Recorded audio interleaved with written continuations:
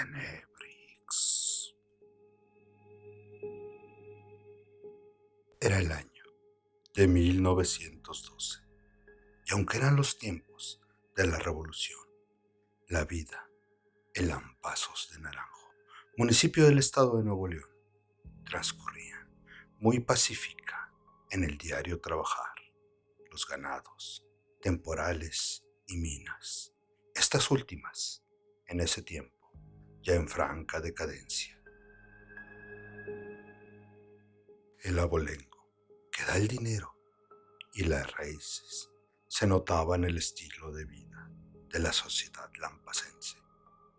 Construcciones señoriales, vestimenta de importación y el colegio del Verbo encarnado, que funcionaba en la vieja misión y su templo del Sagrado Corazón. Ahí, niñas y adolescentes acudían para recibir la pulida educación de parte de las monjas aplicadas a este ministerio.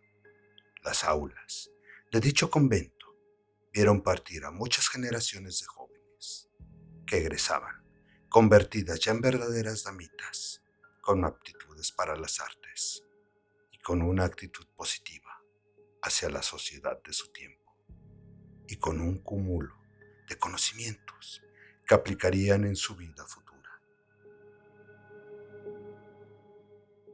Las alumnas foráneas estaban como internas y las locales acudían a diario al colegio, pero todas llevaban la rutina rígida que empezaba cada día con el sonar de las campanas que las levantaba de sus lechos para después del aseo personal acudir en disciplinada formación a la capilla.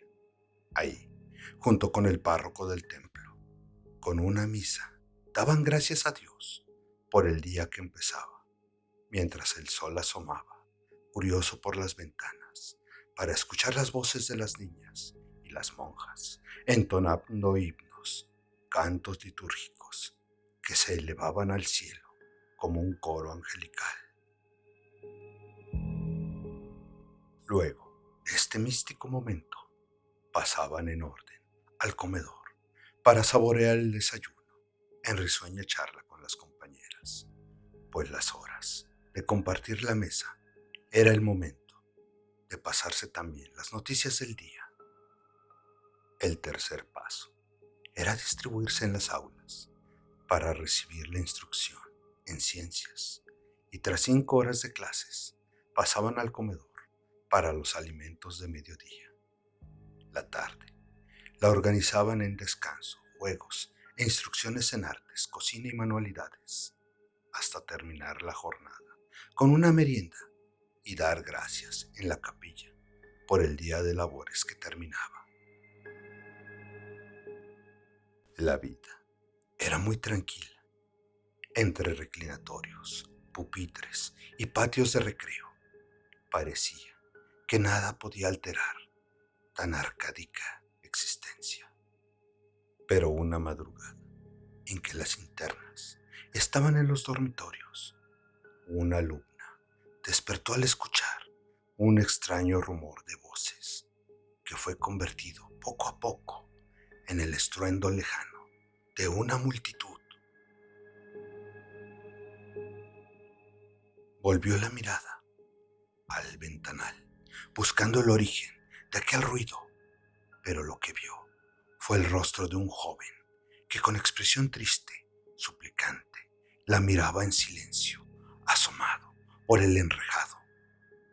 Nada decía el desconocido visitante, solo permaneció ahí, con las manos aferradas a los barrotes y el rostro conmovido por palabras que nunca pronunció. La joven no pudo más, corrió hacia la monja más cercana para dar aviso del extraño joven que se encontraba en el patio. Algunas monjas y el viejo sereno salieron de inmediato a investigar, pero el anciano nada había visto. Monjas y la superiora dijeron que todo había sido obra de la imaginación, pues nadie en el internado había observado ni escuchado nada. Pero la muchacha fue pasando de la alarma a un nerviosismo incontrolable que solo con plegarias ante el altar pudo calmarle. Al fin, convencida de la protección de una oración, fue retirada a su dormitorio y pasó la noche en la paz recuperada. La rubia mañana se levantó de su lecho en el oriente para llegar vestida de luz hasta la nave del templo a escuchar las voces celestiales. Luego que las alumnas terminaron el servicio religioso, pasaron al comedor. Ahí se enteraron de una noticia que llevaba una de las internas. Se decía que esa madrugada, por alguna calle del pueblo, habían encontrado el cuerpo de un joven.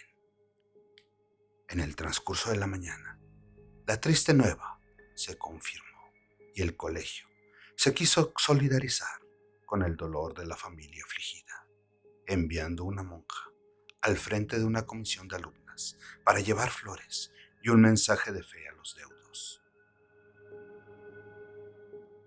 La estudiante de nuestra historia sintió una gran necesidad de formar parte de aquel grupo y rogó por ser aceptada. Así pues, salieron las jóvenes misioneras a las empedradas calles de Lampazos.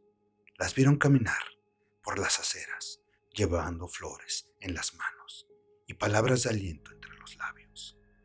Al acercarse a la puerta de la familia dolorida, escucharon rezos entre llanto y expresiones de súplico por la joven vida que se había perdido. La solemne comisión se anunció, fue recibida con muestras de agradecimiento y la monja se dirigió a los mayores mientras las discípulas buscaban dar consuelo a jóvenes y niños. De pronto, una de las visitantes se puso sumamente nerviosa.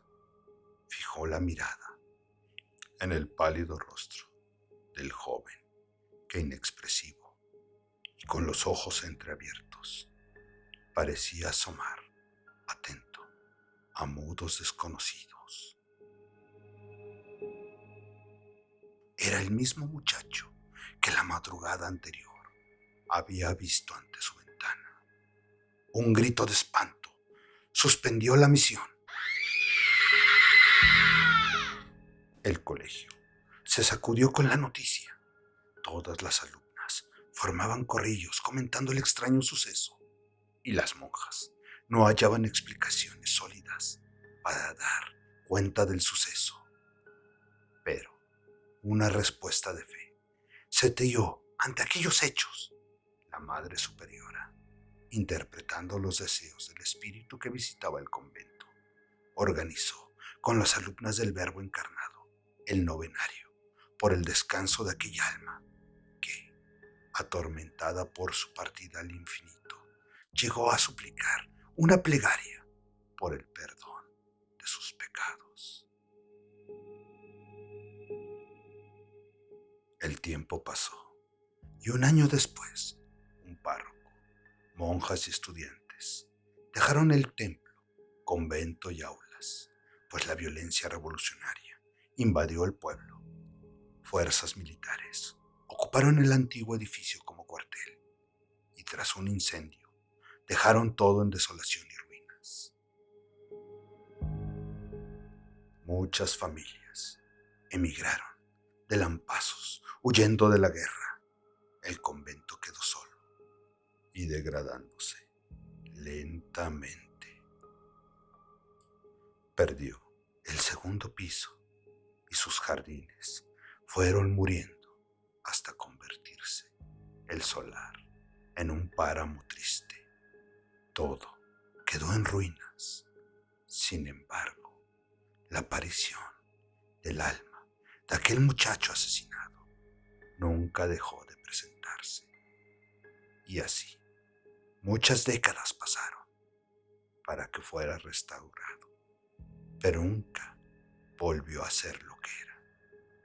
Hoy, aquel convento es el orgulloso museo de armas de historia de lampazos. Algunos vigilantes aseguran que aún hoy en día se puede ver en alguna ventana aquella figura espectral del joven. Leyenda de Nuevo León. Adaptación: Rodrigo García. Un agradecimiento muy especial a mi gran amigo Darchad por proporcionar la música para este video. Síguelo en su canal. En la descripción encontrarás el link.